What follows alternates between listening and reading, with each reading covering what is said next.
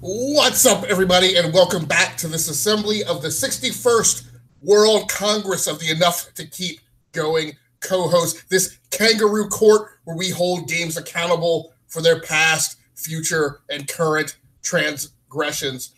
First of all, off the top rope, first up on the roster, Mr. Sexy Beer God, Osiris Prime. How you doing, Prime? I'm doing good. Wow, that was quite the entry there. I'm doing good, thank you. And the barrister from the north, he who rules and holds the law, Mr. DBQHams. How you doing, DBQ? I am good. So good tonight. Right. I was waiting for Prime to come in with something. You gave him like off the top rope. You gave him the beard. You had so much setup, and it's a sexy part that well, you know, truth be told, it threw everybody else off as well. So, if they're still watching after that, congratulations. So I think there's a plan for tonight. This little thing called an agenda. If you didn't know, this is the weekly gaming experience show, the people's talk show about games on the E2KG Network. This is where the co-hosts of the games crew of the E2KG Network assemble around the table and have a little fireside chat about the games that we've been playing. Past, present, future, backlog, current games, new games, streaming, all that sorts of stuff. I think I've asked this question. I know I asked this question in the flock chat, and I can't remember what the answer was. So is nobody playing Amazing Spider-Man? Yes, I am. As of last night, I picked it up yesterday. I had pre-ordered it actually, but I had. This is how committed I am to you, gentlemen, and to our audience. That you guys assigned me a game, a deep game that intimidated the heck out of me, and I told myself I'm not going to even start Spider-Man until my assignment is over. Right? I'm a studious student, and I finished my assignment before I even launched into Spider-Man. So yes, I am playing Spider-Man, only just a little bit, but it is pretty, it is fluid, it is fun. Okay. Now, we won't get into tons of details about it, but do you remember Amazing Spider-Man 2, which was a near-launch title on Xbox One? I think it came out early 2014. Yes, I do remember it because I played and finished the Amazing Spider-Man 1 on PlayStation 3, right? So that was not a great game, but it had very similar Arkham combat. So yes, I did not play Amazing Spider-Man 2 a whole lot, but Amazing Spider-Man 2 had a little bit more depth to the swinging, where in Amazing Spider-Man 1 you could just kind of wildly hold down the trigger and keep swinging through the air. Amazing Spider-Man 2 you actually had to stick on to things, so there was a little more detail there.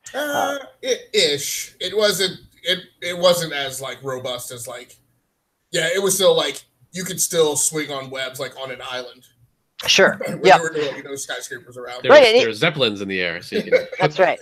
And even that is a big change from the previous generation, right? With Treyarch's Spider-Man 2, with Ultimate Spider-Man, the Miles, not Ultimate Spider-Man, not Miles Morales, but the Ultimate Universe. Thank you. Yes. But I think we're gonna have I think we're gonna need to have a discussion about some the lineage of Spider-Man games, because I also think that there's a lot of revisionist history discussion going on right now. I get, and I haven't played it, but I get that the current Spider-Man is a great game. But there's this dialogue that's going on that says there have never ever been any good Spider-Man, and that's not true, right? Those Treyarch games, like one out of the three of them or whatever, was pretty good, right? Was it on the original Xbox? It was original Xbox. It was, it was that generation, the PlayStation 2 original Xbox. I think the original Xbox was probably the most technically sound of those. Right. But I would go back further and say the Neversoft PlayStation 1 Spider-Man game was, for its time, incredibly good, right? The swinging, sure, you kind of lived up on the top of buildings and there was no draw distance, and but you were climbing through you had a variety of attacks, you had stealth, you had clinging. It was the most realized, as a Spider-Man fan, it was the most realized I had ever seen it. And certainly played the heck through that. Lots of collectibles. So there's been a lot of good Each generation has had, a passable Spider-Man game, at least. Well, gentlemen, I pat you on the back on an out-freaking standing opening. That was a great introduction. But now, DBQ, let's get into the meat of things and tell us about your time with Monster Hunter World. Let's also specify. So, DB got this assignment. I will say partially.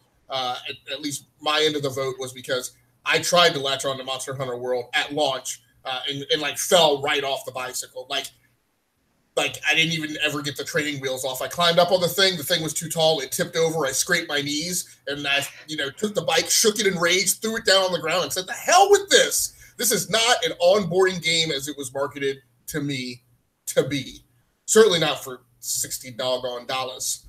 So, DBQ, what was your experience like? So I'll take that analogy and say that for me, my training wheels might still be on, but I've already gotten to the point where I can make a loop around the driveway or start around the block, right? So I certainly have tipped. I'm still a little wobbly in my stability here, even with some training wheels on. But I'm seeing the road ahead of me, right? I can see the big kids down the block on their BMX bikes, popping tricks, their 10 speeds with shifting gears. I can see the aspect and the detail that this game has. So first, okay, so I guess I'll go back and usually when you guys assign me something, I end up talking about it for so long because it almost ends up kind of like a whole mini review or a process of the game.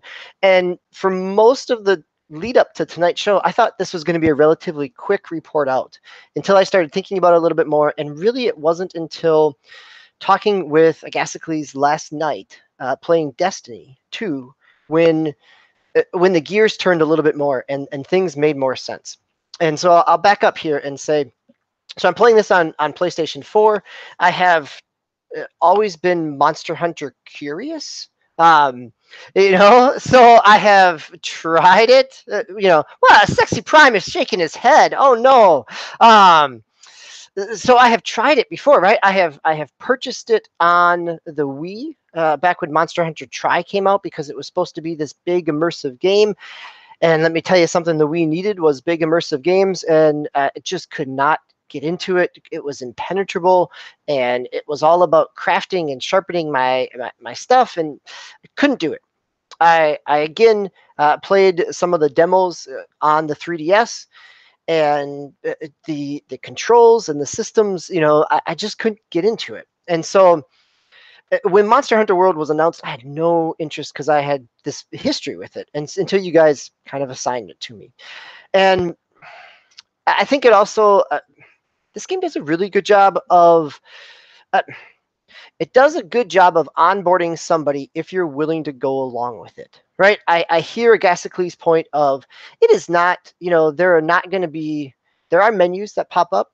There is some tutorial, they don't necessarily, on my second hunt, I'm collecting a ton of stuff, which I have no idea what to do with yet, but if I can put it in a bag and collect it, it must be worth something, right? So there is this, I think if you're coming from a mindset of a loot game or a grindy RPG or even an MMO, I can see where there's enough here to keep kind of getting you back on that tricycle or back on that bike with the training wheels. So, and that's what happened with me, is that I kind of dove in, at least I tried to, got on Reddit, read through some stuff, looked on, YouTube for different classes, right? Because there aren't really classes, but you can play different weapons. And every different weapon ends up having a different style. So I played I started with kind of the easiest intro with just a sword and shield. I played the light bow gun, which ends up kind of feeling like a third-person shooter. In terms of, you get a reticle and you're shooting at a monster, and then you can have a heavy broadsword where your swings are low, long and slow. So I played around with multiple different weapons to try to get a feel for it. And it ended up, guys, see, this is where I struggle because I was pushed off by it until I talked with you last night, Agasicles, where I could see all these systems and I could see how somebody could really get into them. And I also just didn't have the mental capacity to get into it, right? Like there's crafting. Yeah, go ahead. So let me ask you. There's a couple. If the court would please allow me a wide latitude, there's a couple analogies and metaphors I want to kind of walk around the park before we come back to it. So there's this thing in dating and marriage, right? For some people, that I would contend, here's a guy or a girl that I've known all my life, and they're with this person, and there's really nothing that makes them more compatible with this person than anybody else that I've known them to be with, other than the fact that they are now at a point in life where they are ready to get married. So there's that. There is a thing that you come around to that, we're all comic book readers, right? So there's a thing that, like, particularly when you're first starting out reading comics, right? You go, I am gonna start by reading Captain America, right? Or the X-Men, or Justice League, or the Avengers, right? For me, it was like the big team books, because I figured, well, I'll just read the books that have like 90% of the Marvel Universe characters in it, right? And I'll get familiar with everybody at some point. And whether I really would have liked it or liked that creative team or whatever, it didn't matter. I had just already predetermined that I was going to on board with it. Now, right, I do a drop-in on a book. Maybe I catch it at the end of an arc, right, which is never really – sometimes that's a good onboarding point, but like it's simply not good to drop in on like the fourth book of an arc. But at any rate, there are these issues that are like good places to onboard and bad places to onboard. And if – either if it's a good or a bad place is going to heavily kind of, influence whether or not I onboard with the book and put it in my recurring pull list, right? So my point is there are all these things in life that you kind of, you predetermine that this is a thing that you're going to do before you even, like it almost doesn't really matter. Like you're going to kind of, I almost want to say force yourself to like it, or it's just a thing that you've decided that you're going to do, right? Being up on a motorcycle is inherently uncomfortable, right? In some ways, particularly when it's cold. But I decided I was going to become a motorcycler, right? There's all these things like that. So let me bring this back around to how does this impact game design and how we approach games? If you have it, and I think we've all done this at some point in our gaming lives, right? We have said, this is the point in life where I am going to get into flight sims, right? Or I'm going to get into adventure games, or I'm going to do RT, whatever it is. And you go, this is a thing that I'm going to unpack. And even though it's hard and I don't like, there are pieces of it that I don't like this, the thing you always talk about, DB, which is that stick with it pivot point, right? You kind of predetermine that you're going to blow through that, right? I think I did this a little bit when I played Dishonored, and I was kind of like, there are things about this game design that I do not like, right? But like this is a thing that I feel like that I need to unpack. So I blew through some of that point. Is that kind of what you're getting around to with Monster Hunter World? And right on the back end of that, talk to me a little bit about how that means a game should be regarded or judged. Because as I said, a lot of people before the game came out, a lot of the media said that this was the game. This was the Monster Hunter world for people who weren't Monster Hunter fans. Yeah. Okay. So, and I apologize for kind of hemming and hawing before, because really I'm not quite at that stage of blowing through it, right? So I'll first talk about your point about this being a game for not Monster Hunter fans. It is, but it's still Monster Hunter, right? Like I expected something. When this game first came out, and even in the intro of it, I played the demo, right? And I kind of hoped that it really was the game that wasn't Monster Hunter, right? That had this kind of accessibility and action to it, but it's still Monster Hunter. Sure, it's more accessible than Monster Hunter's ever been, but this is also the game that people played on the PSP with crazy claw hands in order to play the game, right? I don't think it's more accessible than that, but it's not as accessible as a common AAA game. It's not nearly as accessible as a common AAA game. And I think that, whether that was your experience of coming in and expecting that, or anybody, a casual player's experience, I don't think that it is going to be really easy for people to bounce off this game. Right. And so this is what gets me into this realm where I feel like what the media did was kind of apply this topic of like preordained destiny to the thing, right? Because they proclaimed that it was a game to onboard non-Monster Hunter fans, you know, therefore so it was, right? And then by the same token, I feel like it was kind of reinforced a little bit by gamers who experienced it, because they also drank that Kool-Aid. They said, this is the thing that I'm going to blow through some of my discomfort and stick with. And so some of the gaming community reinforced that, but again, it was a self-fulfilling prophecy, right? Like, so that I found like I didn't agree with, because I'm like, no, this is not accessible. This is not so at any rate. No, I think that's a really good point. And it's also, one of the things that I'm struggling with it now is there was a certain zeitgeist when this came out, right? This came out in the end of January. There wasn't a whole lot else going on.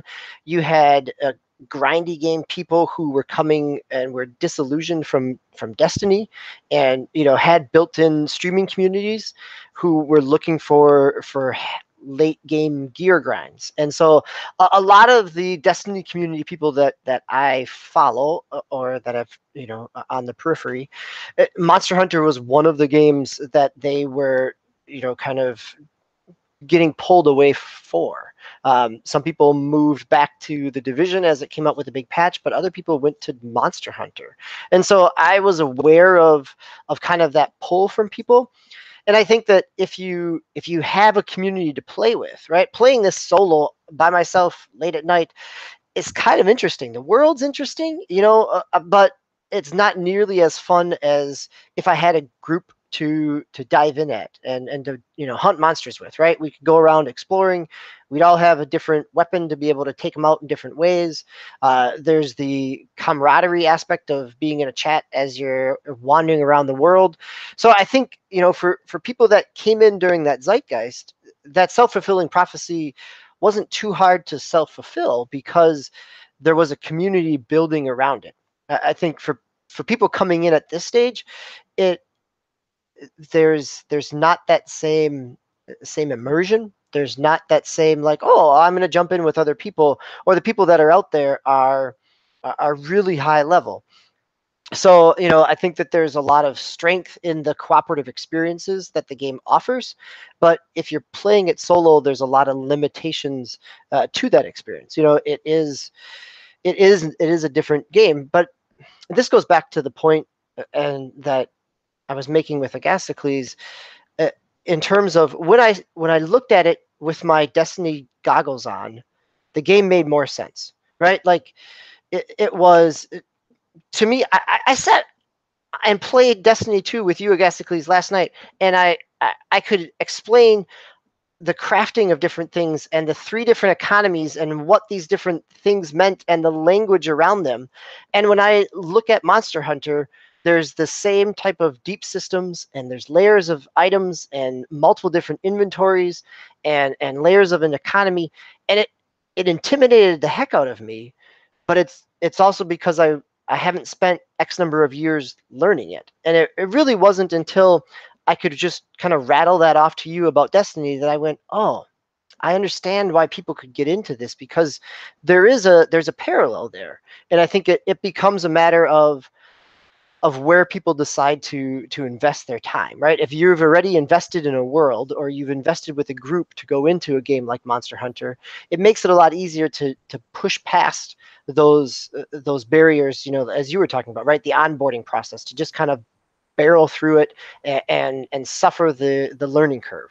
Right. But when you're a solo player, when you're coming in at it, picking it up on a holiday sale, or a Steam sale, right? There's a different atmosphere that you're coming in at, rather than everybody on YouTube is talking about it. Everybody's on Twitch is streaming it.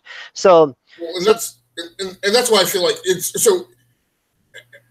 I mean, I can't proclaim that this is some epiphany that I arrived at, like abstracted entirely from game, because part of it, like as you mentioned, like that conversation that we had while getting back into Destiny 2 and really decomposing a lot of the things that we were experiencing at the system subsystem level, the same thing occurred to me last night after the podcast when I did my live stream on to Twitter playing Dirt 4. And one of the things I had been struggling with in Dirt 4 is I hadn't really cracked the progression model because it's presented to you at different opportunities in the gameplay sequence. So your opportunity to so in that game there's like 3 different progression models. There's buying new cars, there's upgrading your car, and there's upgrading your team's facilities. And there are certain upgrades that you can't access if you haven't upgraded. I guess sponsorships and branding is kind of was a 4th progression model. But so there are vehicle upgrades you can't do if you haven't upgraded your team's facilities. And then you also have to have the cars so there are all these interwoven dependencies. And the opportunity to upgrade your vehicle is presented right before a race. Like you can't access that screen except right before a race. Your opportunity to buy vehicles is either in the garage on the main menu or really as you're entering a new championship. Your opportunity to do team facility upgrades is in a sub menu of the main, like so there are these points where you can get that stuff, and you can't upgrade a facility once you're already in a champion. So there's these points of opportunities of access and whatnot. But my point is that there, and I've also recently been playing Formula 1 2018. Obviously, it's very clear I have an investment in cracking the egg on the progression models of racing games because that's one of my things, right? So again, for me, that's kind of preordained. And even when a racing game, and many racing games do, even when a racing game obfuscates that and kind of has layers in between me and the progression model, eventually I get around to working at it. Monster Hunter World, for me, that stuff has to be on the surface. Like I can't have multiple layers between me and that progression model because I don't have the innate interest to dig. And so for me, it's a question in game design in terms of how do you build accessibility to that progression model for a wide-ranging, heterogeneous demographic, right? If you're building Monster Hunter World and you know that your primary demo is people who play Monster Hunter World, then you can put it underneath some layers, and that's part of the kind of the gamification, right? Is people think it's cool to dig for that stuff and find the specific strata where a given progression lever is that you can pull, but that's not where you put stuff when you're trying to onboard new players. Yeah, and I think it does struggle with the onboarding aspect, right? There has to be a level of investment that there's enough there that it keeps kind of holding your hand for a number of hunts, but it doesn't always explain all the stuff you're getting, right? It gives you got to go to talk to this guy, and you come back to the crafting a number of different times, and so I feel like within the first couple hours they do explain that, but if you're not that interested in it, it's also pretty easy to blow past it in terms of, let me just get out and chop up some more monsters, right? So if you're not invested in it, I think you're absolutely right? If you're not invested in it, if you're not predisposed to some of those types of genres in gameplay, it makes it a lot harder to get into that. I think the same is true for almost any type of game type, right? Whether it's a really deep racing sim or a sports sim that's super nuanced, or Fortnite and PUBG are also intimidating people for different reasons, right? So depending on the genre that you find yourself being pulled into, I think that this is a good deep dive topic, right? Because there's lots of potential there for people to get swallowed up by something or to just really bounce off of it. Osiris Prime, the prosecution rests their case. You're a witness, sir. I think you guys went way beyond anything I was going to say. So I was just going to ask about gameplay, but that's fine. No, yeah, I mean, I say I'm speechless now. I don't even know where to go. I lost my train of thought. I'll just say a couple more things about gameplay. Right? I have some notes about it, and I really enjoyed kind of playing around with the different types of weapons. I got a different experience out of them. I think the camera still is less than desirable, right? That there are some times when I get up on a monster and I get zoomed in, and it was kind of that standard third-person JRPG, or Japanese action game where I have that fixed camera angle and it's tough to swing around and also fight off the monster and stay locked on at the same time. And so maybe some of that is part of the nuance of gameplay, but also it made it feel not as smooth in terms of the experience. Sometimes I feel like I'm fighting those systems.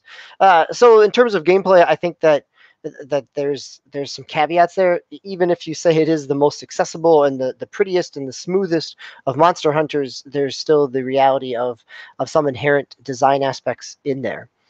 I think the last thing I'll say, and then let's move on because we've got lots of other games to talk about, gentlemen, is of the kind of adventure-y games that you guys have assigned me this year, right? You gave me No Man's Sky, you gave me Skyrim VR, and now Monster Hunter. In terms of big games to dive into, this is probably, I'm going to look for a sale around holiday time, right? I don't know that it has totally drawn me in, but it has not pushed me away as much as I expected. And unlike the other two games where those experiences felt like, yeah, I got enough out of that game. I kind of have a sense of what it is. I got a good singular experience out of No Man's Sky. Here I feel like I'm just starting to get stable on my training wheels, and I can't wait to see if I want to ride around the block. Right. So how are you, if you don't mind me asking, if you don't mind answering on air, if you do, just wave me off over it. So how are you playing it now? How am I? Oh yeah, you don't have to. I rented it, or Okay. I checked it out from a library, right? Okay. So this is the nice thing about your public libraries. They also probably have a lot of video games there. Okay. Very cool. So Prime, if you have no other questions, you can start regaling us with your revisit of Black Ops. Yeah. So is Monster Hunter, is it an open world game? Like, can you just go out and like hunt things, or do you have to like do a mission based stuff to go out and to actually do hunts? So you do have to kind of accept a quest to go out into the world. It seems like once you're out in the world, you could stumble across other monsters that you could pick up other tracks. You could also just kind of wander around, and but in a true kind of level-based JRPG type of world where suddenly I may load into another zone and there are monsters way above my skill set, way above my armor. So yeah, I think once you're out there, you can go quite a while, but whether or not you're going to be able to do a whole lot in some of those areas, see, this is where I'm not sure, right? I think that there's, from what it seems like, it is not simply just turn you loose on a big open map, but once you're out in some spaces, there is more flexibility than, I had fun just kind of exploring and seeing what I could find and discover as well.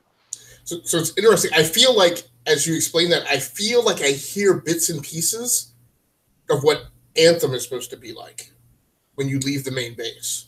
So it'll be very curious. Yeah. Curious how they end up incorporating that, right? If it is open and there's story modes, or if it ends up more like in a Destiny aspect where you can, if you go into a story mode, you're more into a gated experience. A big play area. Yeah, I'll be curious if when we play Anthem, or at least I play Anthem, if when we compare notes, it harkens back to some of the design of Monster Hunter World. Cool. Yeah, I was interested to hear what you say, because like you were mentioning the PSP. I mean, I actually played it on the PSP like way back in the day on the old PSP 3000 or whatever it's called model, and I couldn't get into it. I didn't know what I was doing. I was like totally lost. So I'm not even, and this is before I was like even into RPGs and stuff like that. So I just look cool because it's like, oh hey, you can beat up on giant monsters without even realize you have to do all this crafting. I wasn't into that before, but now I've been doing that for a while now, so I might pick it up one day just to see how it is, or I might pick up the one that's on the Switch because I buy everything on the Switch now. Anyways, Black Ops. So wait, before we move on, I just want to say the Switch version is, for all this talk about Monster Hunter and the accessibility of it, the Switch version is kind of in that classic Monster Hunter. It is not nearly as accessible, or it is more obtuse than World. Yeah. Oh yeah. Yeah. I know that now. So I do my homework now.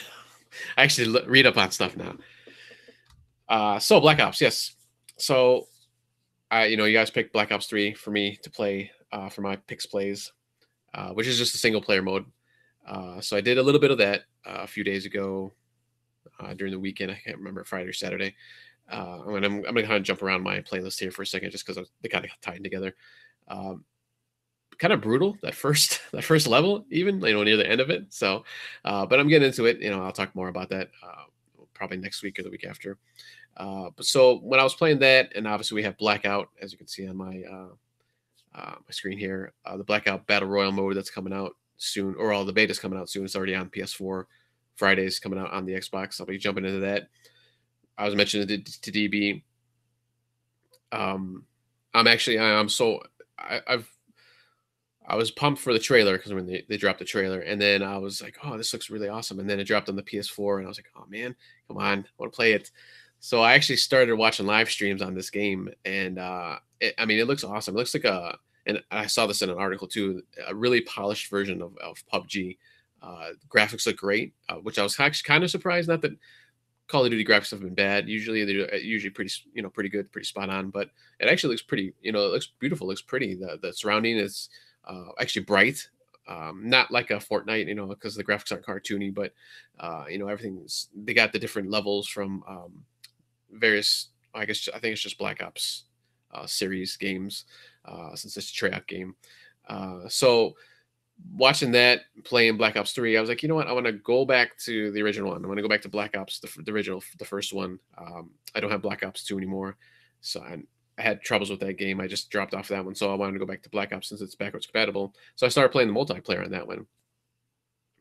And to me, I don't know if you guys ever played it, but it still holds up. I mean, the gameplay is pretty spot on. That's the one thing I really liked about Call of Duty games.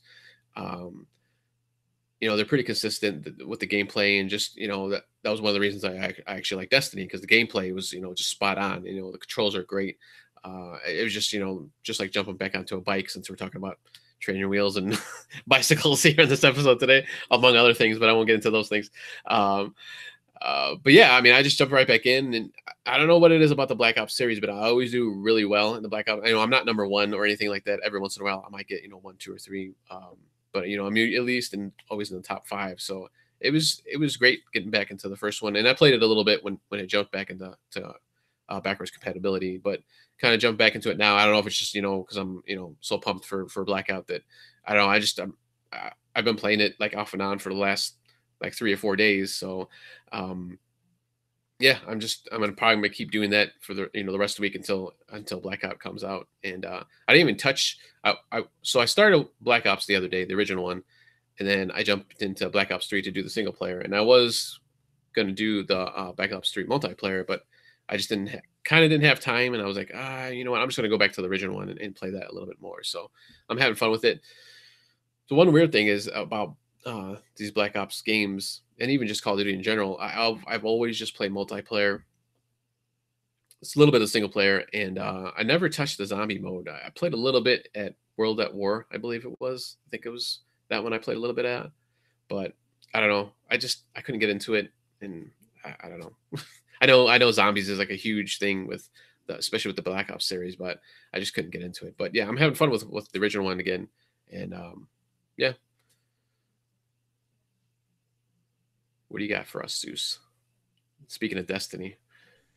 Well, so let me ask you, Prime, if with full allowance and latitude for hearing your full blown assessment once you actually get a chance to play the beta, if the beta is just a polished version of PUBG, do you think you'll find that satisfying? Yes, because there's in the Call of Duty version of Battle Royale, you're actually you're picking up guns obviously in backpacks, and there is actually health packs, so you have to pick up and take. It's not you don't regen your health like in the old regular Call of Duty multiplayer. But there's other things from the various Call of Duty series, all the perks, all the some I don't want to call them kill streaks. They're I forgot what the other streak is, what they call them. More like support streaks, where you can pick up like they have a remote control car, but it's not. I don't think it's a bomb like it is in the original multiplayer. It's more of a kind of like a sonar, kind of like pings out, and you can see like the enemies and stuff like that. You know, there's barricades that you can throw down. There's a little shield that you throw down, and it like pops up around you almost a little bit, not like totally around you, but at least on the sides. So these are all things that are being implemented in the current Black Ops? Yeah, in the battle royale mode, yeah. Okay. So these things you pick up, you don't just get them, you know, and you know you pick them out as your loadout like you could in the normal. I mean, those are all pages taken from Rainbow Six Siege, I would say. Oh yeah, I mean it's from other games too. I mean, but because it's the Call of Duty universe, you know, I'm pumped for it, and it looks like I said, I've been watching the live stream, so I actually know how it is and how it's, you know, how it works. And you know, obviously there's rarer items that you can pick up. There's crates that fall down, supply drops that you can get, you know, bazookas or whatever, you know, rocket launchers and all these other kind of, you know, super weapons. So it looks really cool to me. So I'm ready to go back home, as they say. Because it's been a while since I picked up a Call of Duty. So it's interesting because PUBG, I think today or yesterday, dipped below 1 million concurrent players on its daily cycle for the first time since it peaked above that, right? It basically got up above 1 million concurrent players and never dipped back below it until today. So what this seems to bode is that we can expect a huge nosedive in PUBG, you know, concurrent players once COD releases, and probably expect that to be even more sharply impacted once Battlefield releases. Yeah, it seems like a turning point, like in first person shooters, really, where in order to be a good first person shooter, you're going to have a battle royale mode. And maybe what you predicted, Prime, is true, that, you know, eventually battle royale will stop being its own thing and its own fad and its own craze, and it'll just be a thing that you have to have in your multiplayer mode for your first-person shooter. Do we think Halo, whatever the new Halo is, I was about to call it Halo 6, but I know they were specific. Infinite, yeah, Infinite. Yeah. Do you expect that will have a battle royale mode? I think they actually asked one of the developers at one point, and he said that they weren't looking into it right now. So I mean, yeah, Halo... I thought that was in the context of taking Halo 5 and making a battle royale mode out of those assets. So I thought he was talking about Infinite. Who knows? They say that's technically 6. He actually confirmed it, but they've confirmed it. Yeah, but I'm not so sure if it would. It's kind of strange to say this, but I don't know if it's kind of not so sure if it would work in a Halo universe. No, I agree. It seems like a weird fit. Yeah, I mean they already have their like big team battle mode, and you know, I mean obviously it's not the same thing, but still you have this big area. I guess Battlefield does too, and they're going to have a battle royale mode. But it just for some reason it just doesn't seem like it would fit. I don't know what it is. So there's one franchise that I don't want to see a battle royale mode in, and that's Destiny. Although if you put it in the Crucible, then I don't care. But I've been taking some time to revisit. Well, I guess I'll go ahead and link these two because it started as a revisit of Destiny on Xbox One, partly driven out of a bit of guilt because it's been a while since I've touched my Xbox One, and so I was kind of scrolling through. It was next up in my play cycle, but it was late at night. I only had maybe 30 minutes to play, and so I constrained my options of what I was going to get into.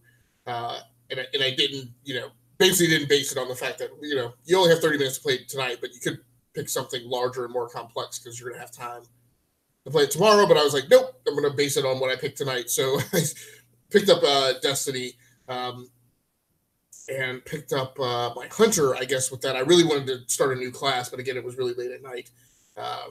So I picked up my Hunter and started playing with that. Had a blast.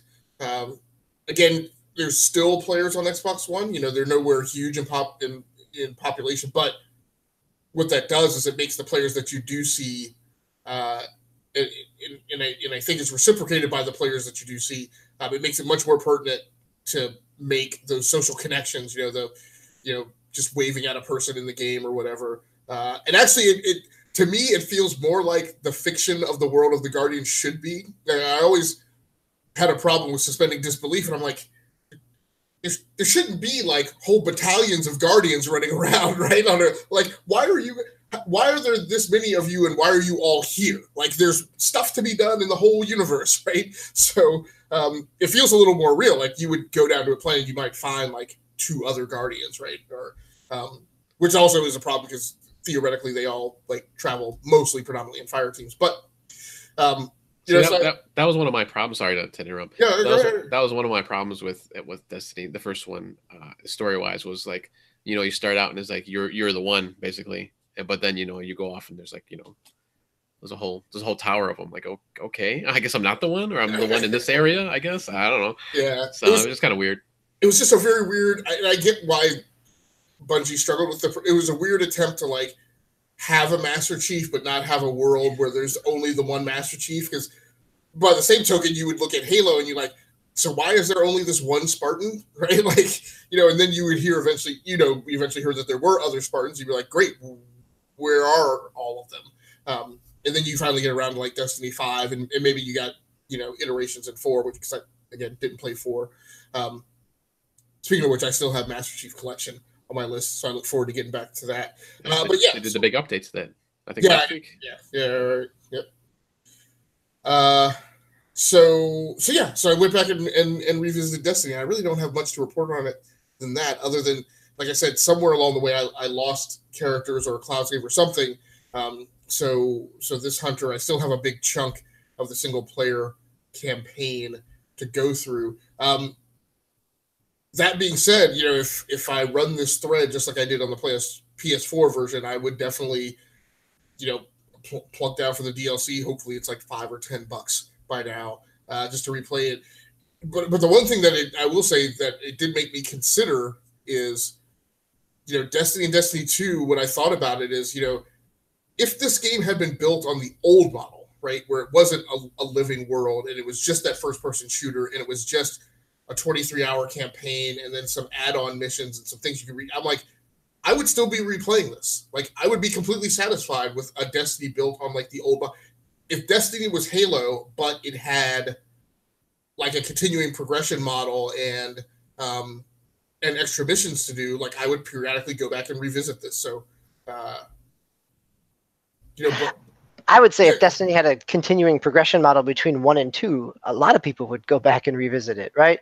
Like, if you had the ability of, if it really was that continuous world rather than the fresh start that 2 was.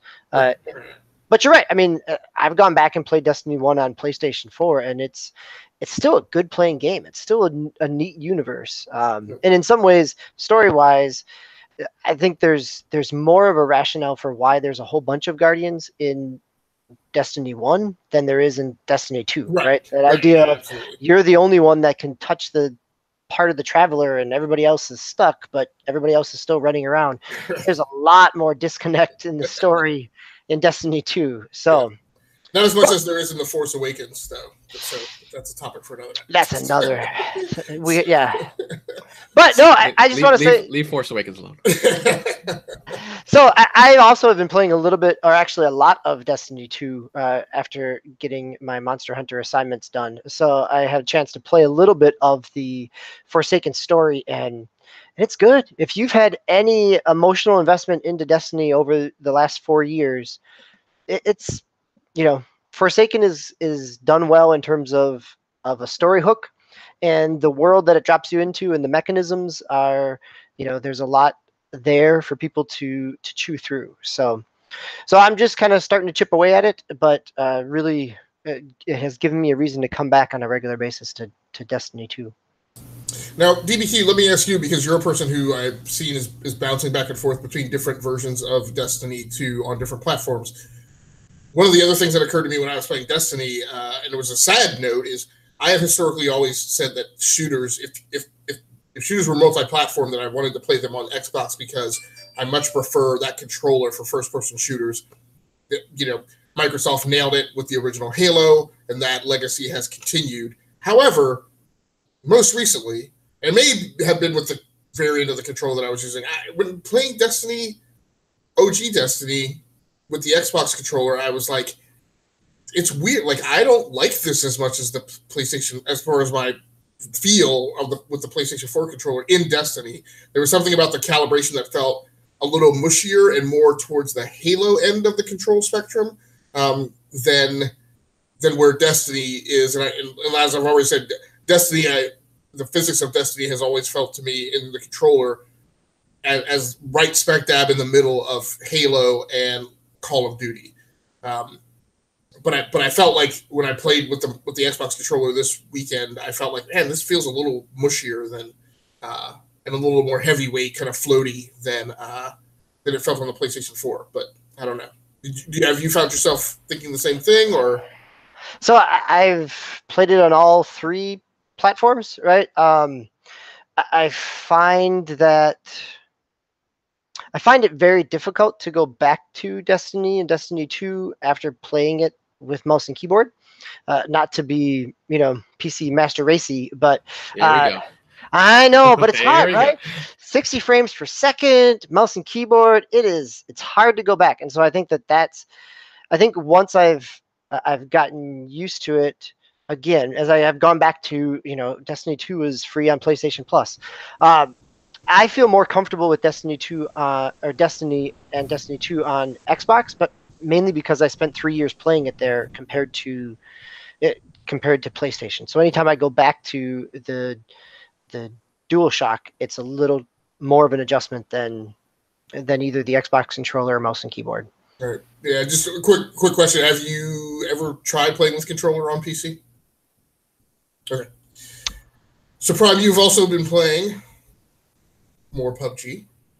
Yes. But I'm gonna because we're running up on time here, and I definitely want to end with about 10 minutes of margin for DBQ. Can I get you to skip and talk to me about Shenmue? Oh, Shenmue! I brought this up last week. This game, like I mentioned last week, is hilarious. This game, just because, well, for one thing, and I have headphones on usually when I'm playing games, and I had my headphones on playing Shenmue. It's like super loud. I don't know why, but like you can hear like the footsteps, like super, like they're on like. It changes obviously when they're on like the ground and the wood surfaces of the houses and pavement and stuff like that. Man, it just seems super loud. It's almost like it's an echo, but it's not. It's like really weird. I don't know how to explain it, but besides the sound, just the voice acting is, man, I love it. Even back in the day, I always thought it was just great, just because it was so bad. So, I had a lot of fun with this game back in the day, and I'm having a lot of fun with it now. And kind of like my first really open world experience, worldish. It's not obviously not super huge, like a Grand Theft Auto and stuff like that. But you can walk around little towns, and I think I mentioned this last week too. When you go into the menus, they still show, and this is not like a remaster or anything. It's just like looks like they just kind of released it. They prettied up the graphics a little bit, but you still see the game, or not the GameCube, the Dreamcast controller and the options for the to the controller and stuff like that. So it's just kind of funny, just those little things and stuff like that. But yeah, I had a lot of fun. Unfortunately, like I said, I only played it still the one night. I was planning on playing a little bit more during the week, but I didn't get a chance to, just because there's so much I was trying to play. I was just busy. But I don't know. Did either of you play it back in the day? No. Well, I'd say go ahead and try it, just because it's a fun little game. I mean, it's nothing like super hard or anything like that, but it's pretty cool. So one of the other things, did you get a chance to play the Battlefield beta? I did. Prime? I played 5. I played it one night. Unfortunately, this is another one I only got to play one night. I think it was Friday night. It's kind of like Call of Duty. When I played the Call of Duty Black Ops 4 beta, this is a Battlefield game. Nothing too exciting jumped out at me. It's solid. It's solid, just like any other Battlefield. I've played 1 in Battlefield 4 and 3, I think, too. I played a little bit of back on 360. But yeah, I mean, I had fun with what I was doing. I didn't play Conquest. I played something else though. Can't remember what the mode was called. Although it seemed like it was Conquest. It's probably Grand Operations. I think so. Yeah.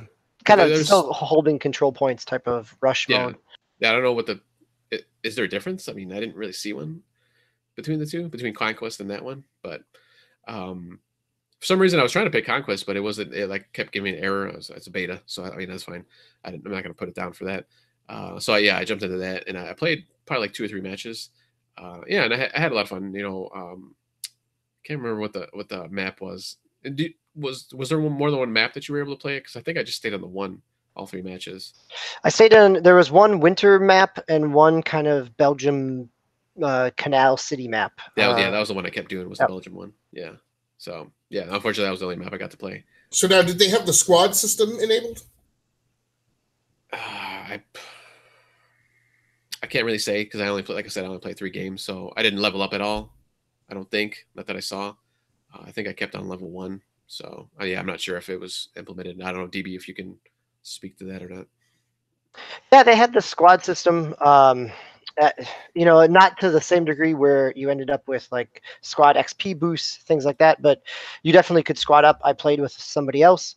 You know, we ended up squad spawning, and actually the squad spawning I found better in this game than in the past couple iterations of Battlefield, because you follow, you know, similar like you do in Call of Duty or someplace else where you follow somebody else on your team, you follow somebody on your squad, and then you spawn onto them so you can kind of see what's coming. You have a lot better situational awareness when you end up spawning, because you can choose who you're spawning at and where they're at. So when you spawn in, you can kind of jump back into the action a little easier than in Battlefield 1. Yeah. So I think this game is gonna kind of like Call of Duty, because Call of Duty I wasn't really thrilled at. You know, I mean, it was fine. It was nothing special for the Black Ops 5 or Black Ops 4 beta. But then, you know, Blackout, I've seen that, and you know, that's really got me interested. So hopefully, when Firestorm, which is Battlefield's Battlefield's Battle Royale mode, comes out, I don't know if they're gonna have a beta for it, or even if I just see some gameplay. Hopefully, that'll get me more excited for this game. So, well, very cool, very cool. As I mentioned earlier in the show, I've been playing Dirt 4 on my regularly scheduled live stream. So I will probably be back with that same game on my early AM live stream, which will be Thursday at 4 a.m. Eastern, 4 to 6. You can catch that on my Twitter feed, on Twitter, obviously, at Agasicles Stamus, 2 S's in the middle, all one word. I talked a little bit about the progression models that were presented there, and then I've also been playing Destiny 2 on PC, as DBQ mentioned. He and I have been playing together. I have not gotten into the Forsaken DLC as he has. I have all the previous DLC. As once again, I realized that I had purchased the digital deluxe version with the season pass without realizing it, and didn't know that I had all the DLC available. So he and I jumped in, and like a ton of stuff just opened up for me that I now have to go play through. So there are icons. It feels like it's an Assassin's Creed game, right? You open the map, and like there's all these icons all over the place of all these things you have to do. So and then they changed a lot of the systems as far as like your backpack and how many weapons you can carry, how things get stored in the vault, which up until now I've never had any reason to use the vault, because like they're just like, I'm not a weapons hoarder. There's not that much of a reason to keep every single weapon you find. I only keep like the most powerful weapons I find. But now you show up at like the postmaster, and there's like things that you've earned that he has that you couldn't fit in your inventory. So I'm like, well, I don't want to just like give it away when I haven't even like, it's never like passed through my backpack at all. So now I'm storing things. I'm finally going about using my shaders, because I've gotten over my fear of, I hate how you use the shaders in the game, but as soon as you swap the piece of armor, then you lose that shader. So, but I find that it's like, well, if I keep doing that, I'll never use them. So I started playing around a little bit more with mods. I bought another spaceship. I had another spaceship that was given to me. So I'm kind of messing with a lot of things, a lot of widgets that I used to just never toggle. But now having this opportunity to kind of deep dive into it, with a bunch of DLC that's now available after having finished the primary campaign a couple of times, it's giving me an opportunity to look at it with a fresh set of eyes. And as DBQ mentioned, it's on PC, so it's the ultimate, realization of the mechanics and the physics model. So it has been pretty cool. They don't do anything really with the spaceships, do they? Other than you just have it. You just have it. It's just a cosmetic, basically. It shows up on the screen, when you join a fire team. And yeah, DBQ and I were talking, and I kind of feel like it would be a shame and a waste if they do a Destiny 3 and they don't have ship combat enabled in there. I know that's hard. I know that's one of those things that were like, if you don't get it right, like people already complain enough about Destiny 2. And as far as I'm concerned, it's a near perfect video game and continuing experience that people complain because they're not getting stuff for free. Well, they did do the space combat, and I think it was Reach, I believe. Okay, really? Pretty sure it was Reach. Yeah, there was a space combat. I think it was just one section they did, maybe a couple. Okay, but it was pretty decent though. Yeah, I thought so. I mean, they got a pedigree. I mean, they got a base that maybe they can work off of. Right. Now, speaking of Reach, did Reach get included in Master Chief Collection? The update? Not that I remember. Okay. Yes, that's weird to me. I'm like, why would you do an update and not pull in the one thing that you haven't? Yeah, because I know they had ODST was given at one point because whatever problems they had originally when it came out. So yeah, I don't know what's up with Reach. Well, DBQ had to bounce as was planned and scheduled. So I think that's about it for us. As far as plays picks goes this week, we're kind of using as a placeholder the fact that I had 4 things already in the queue that I've played. I played through 2 of them. My third one was already queued up, so it's waiting. So that is waiting for a duty cycle for me to report out on. That being a Call of Duty Ghosts single player. And so tonight it was basically it's the ammo shot round that would have been used to assign me multiplayer, which has already been assigned as I'm kind of rotating through a multi-sequence pick. So I will report out on that sometime. Our rotations are kind of changing up a bit, so we're still trying to work that out. So I don't know, Prime. Anything else from you? What are you playing up next? What do you got up next in your queue? Right before I get to that, I just wanted to mention something on Rocket League, and I don't know if you've ever had this problem with multiplayer games. I know you're not super into multiplayer games, but so when you do the rank matches, when you do the regular unranked matches, if you leave or someone bounces out or whatever, rage quits, they fill in with an AI person. But in the ranked matches, and I mentioned this, I've mentioned this a few times on the show now that if you bounce out too many times or something happens, they give you a penalty. But the people left in the game, they don't refill that position. So it's kind of like I don't understand why they don't either put in other person controlled people or an AI or something, just because you're kind of stuck at that point. It feels like it's an incentive to make the players you left behind give you negative feedback. I don't understand it. It's like automatic. All right, boom, I'm going to report you or something. Or something going to happen. But I mean, it kind of sucks for that person who's they're down, or the team, I should say, down. One person or 2 people. I mean, it's happened to me where it's just been me, and I'm like, I'm not going to quit because then I might get penalized. You could forfeit too, I think. I don't know if that. I got to look up to see if that actually does anything negative to you. But so I don't know. That's interesting because the same thing with me having been getting into onboarding with Rainbow Six Siege. I kind of say the same thing. Like TK, team killers are a problem in that game in Terrorist Hunt because they will show up and they will kill you because friendly fire seems to be enabled, at the server level, so you don't have an option to not have it on. And I'm like, and in battle, not battle.net, but Uplay or whatever has AI and bots and stuff that kick people or punish them or whatever when they do a bunch of team killing. But I'm like, but it's still possible for them to do it. I'm like, why? Why would you even allow it? Why are we trying to police something that we could just not permit? And I don't. And it's not worth the additional tactical immersion of friendly fire being on and you having to avoid shooting your teammates. Yeah, it's just not worth it. The realism, I guess. Right. It's just a game. Yeah. Calm down. Exactly. But as far as what I'm playing here this week, obviously, well, there's 2 betas I'm going to be playing. Obviously, I'm going to be playing Blackout, But I also got into the Trials Rising, which is the motorcycle physics-based game.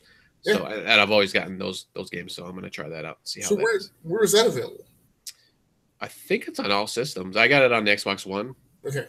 And this is a beta for it? Yeah, it's just a beta. Okay. Yeah, so I'll be trying those 2 games out. Okay. This week. Very cool. Well, I will be planning on continuing to explore Destiny 2 on PC.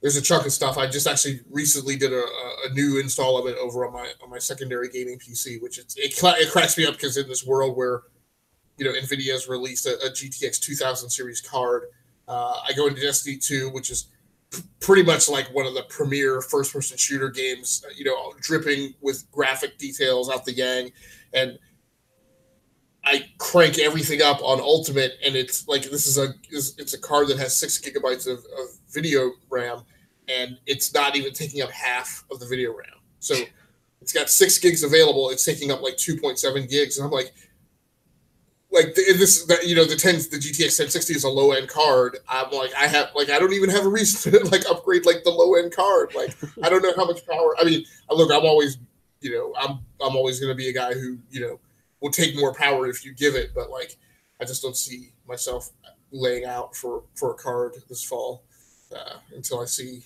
some more reasons to do so. But well, you're a little bit future proofed then, I guess. Yeah. For now.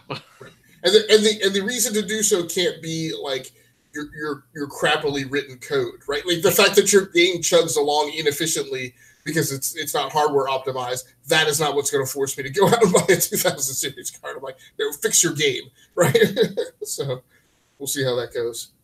Well, all right, man, I'm good. If you're good, you ready to get out of here? Yep, I think it's time. All right, well, thanks a lot, everybody, for joining in on this episode of the Enough to Keep Going weekly gaming discussion show, the GX show, the People's Weekly Gaming Discussion Show, episode number 61 of Grown Ups Who Game. We will be back next week as scheduled to do this all over again. And please tune in Monday nights at 9:15 p.m. Eastern to watch E2KG Deep Dive, which is our new show where we pick 2 or 3 to 4 of the really big news stories out in the gaming industry, and not only put them in the rundown, but also break them apart and crunch them into small, tiny particles and analyze them to the nines. So thanks again for joining in. On behalf of the E2KG Network, Osiris Prime, DBQHams, my name has been Agasicles, also from Gearworks.com and the Rounding Off Infinity Gaming channel on YouTube. Thanks so much for joining in. Be back here next week. Also, check out E2KG Deep Dive on Monday night. That's a wrap. We're out of here.